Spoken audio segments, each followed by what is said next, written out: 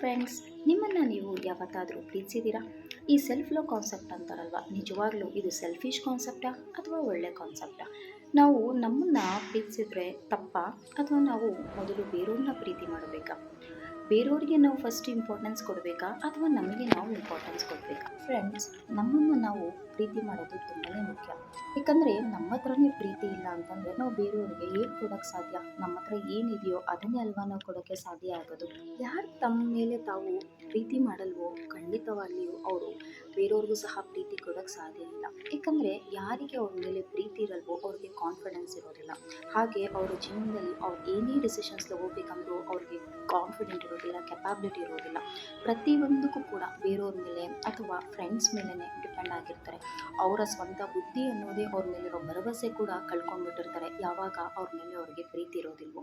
ಎಲ್ಲ ರಿಸ್ಕ್ ತಗೋಬೇಕಾ? ಅದ್ರ ಬದಲು ನಾವು ನಮ್ಮ ಮೇಲೆ ನಾವು ಪ್ರೀತಿ ಮಾಡಿ ಆ ಪ್ರೀತಿನ ಪ್ರತಿಯೊಬ್ಬರಿಗೂ ಕೂಡ ಪರಿಹಾರದವ್ರಿಗೆ ನಾವು ಹಂಚಿದ್ರೆ ಪ್ರತಿಯೊಬ್ಬರು ಕೂಡ ಖುಷಿಯಾಗಿರ್ಬೋದಲ್ವಾ? ವಿಡಿಯೋದಲ್ಲಿ ನಾನು ನಿಮಗೆಲ್ಲ ಹೇಗೆ ನಿಮ್ಮನ್ನು ನೀವು ಪ್ರೀತಿಸೋದು ಅಂತ ಪ್ರಾಕ್ಟಿಕಲ್ ಆಗಿ ಸ್ಟೆಪ್ ಬೈ ಸ್ಟೆಪ್ ಹೇಳ್ಕೊಡ್ತೀನಿ.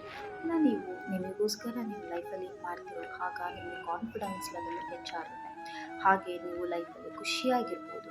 ನಾನು Geeta, I am a reiki healer and coach. ನಿಮ್ಮ ಎಲ್ಲರಿಗೂ ಇನ್ಫೈಟ್ ಜರ್ನಿ ಯೂಟ್ಯೂಬ್ ಚಾನಲ್ಗೆ ಸ್ವಾಗತ, ಸುಸ್ವಾಗತ.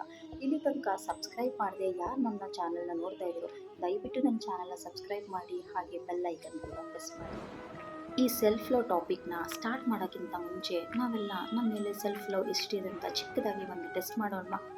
ಈ ಟೆಸ್ಟ್ ಉದ್ದೇಶ ಇಷ್ಟೇ, ಪ್ರತಿಯೊಬ್ಬರಿಗೂ ಕೂಡ ಸೆಲ್ಫ್ ಲವ್ ಇದೆಯಾ ಅಂತಂದರೆ ಹೌದು, ನನ್ನ ಮೇಲೆ ನನಗೆ ತುಂಬ ಪ್ರೀತಿ ಇದೆ, ಐ ಲವ್ ಮೈ ಸೆಲ್ಫ್ ಅಂತ ಹೇಳ್ತಾರೆ.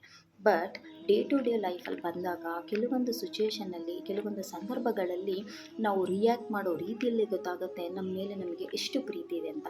ಬನ್ನಿ ಹಾಗಾದರೆ ಟೆಸ್ಟ್ ಮಾಡೋಣ. ಜಸ್ಟ್ 2 ಕ್ವಶನ್ಸ್ ಟೆಸ್ಟ್ ಇರುತ್ತೆ. ಪ್ರತಿಯೊಬ್ಬರಿಗೂ ಕೂಡ ಒಂದು ಪೇಪರು ಪೆನ್ನು ತೊಗೊಳ್ಳಿ. ನಾನು ಕ್ವಶನ್ ಹೇಳ್ತೀನಿ, ಬರ್ಕೊಳ್ಳಿ. ಎಸ್ ಆರ್ ನೋ ಅಷ್ಟೇ ಬರೀಬೇಕು. ಕ್ವಶನ್, ಜಸ್ಟ್ ಇಮ್ಯಾಜಿನ್, ಈಗ ನಿಮ್ಮ ಫ್ರೆಂಡು ಕಾಫಿ ಶಾಪಲ್ಲಿ ಮೀಟ್ ಮಾಡೋಣ ಅಂತ ಹೇಳಿರ್ತಾರೆ. ನೀವು ಆಲ್ರೆಡಿ ಕಾಫಿ ಶಾಪಲ್ಲಿ ಹೋಗಿ ಕೂತ್ಕೊಂಡು ಅವ್ರಿಗೋಸ್ಕರ ವೆಯ್ಟ್ ಮಾಡ್ತಾ ಇರ್ತೀರ. 15 ನಿಮಿಷ ಆಗುತ್ತೆ, 20 ನಿಮಿಷ ಆಗುತ್ತೆ, ನಿಮ್ಮ ಫ್ರೆಂಡ್ ಬರೋದೇ ಇಲ್ಲ.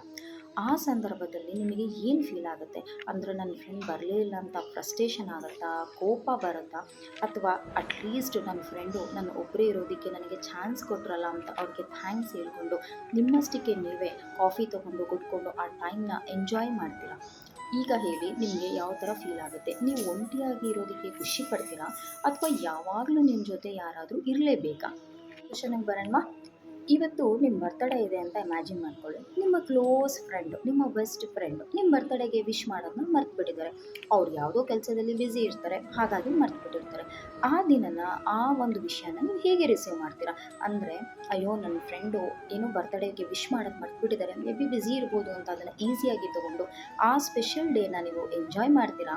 ಅಥವಾ ಅಯ್ಯೋ, ನನ್ನ ಫ್ರೆಂಡ್ ನನಗೆ ಕಾಲೇ ಮಾಡಲಿಲ್ವಲ್ಲ, ವಿಶೇ ಮಾಡಲಿಲ್ವಲ್ಲ, ಮೇ ಬಿ ನಾನು ಇನ್ನೇನೋ ಬೇಜಾರಾಗಿರ್ಬೋದು, ಇಲ್ಲ ಏನೋ ಮಿಸ್ಅಂಡರ್ಸ್ಟ್ಯಾಂಡಿಂಗ್ ಆಗಿರ್ಬೋದು, ಇಲ್ಲ ಫ್ರೆಂಡ್ಶಿಪ್ ಏನಾದ್ರು ಕಟ್ ಆಗಿಬಿಡುತ್ತಾ ಅಂತ ತುಂಬ ಓವರ್ ಥಿಂಕಿಂಗ್ ಮಾಡಿ ಟೆನ್ಷನ್ ತೊಗೊಂಡು ಆ ಡೇನ ಸ್ಪಾಯ್ಲ್ ಮಾಡ್ತೀರಾ?